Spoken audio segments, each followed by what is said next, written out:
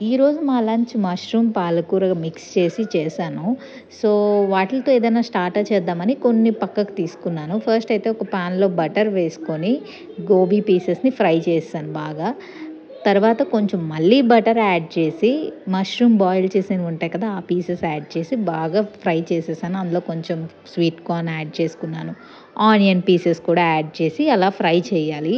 మరీ మాడి చేయకుండా అలా అని డీప్ ఫ్రై చేయకుండా నార్మల్ ఫ్రైలో చేయండి. మనకు ఆనియన్ ఫ్లేవర్ తెలియాలి. ఆరిగానో వేశాను. చిల్లీ ఫ్లేక్స్ కూడా యాడ్ చేసుకోవాలి. బుజ్జమ్మ తింటది కాబట్టి నేను యాడ్ చేయలే. పెప్పర్ యాడ్ చేశాను. బాగా ఫ్రై అయిపోతుంది అనగానే పాలకూర ఆల్రెడీ బాయిల్ చేసి ఉన్నది. అదే పాలకూరని బటర్ వేసి దానిపైన స్ప్రెడ్ చేశాను. మిక్స్ చేయలేదనమాట. సో, స్ప్రెడ్ చేసేసి లిడ్ పెట్టాను.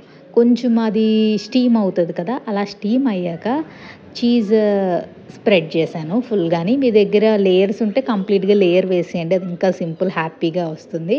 లేదు ఇలా స్ప్రెడ్ ఉంటే స్ప్రింకిల్ చేసుకోండి. చూడండి ఎంత మెల్ట్ అయ్యి ప్రిపేర్ అయిపోయింది. సో, లో ఫ్లేమ్‌లో చేసుకోండి లాస్ట్‌లో.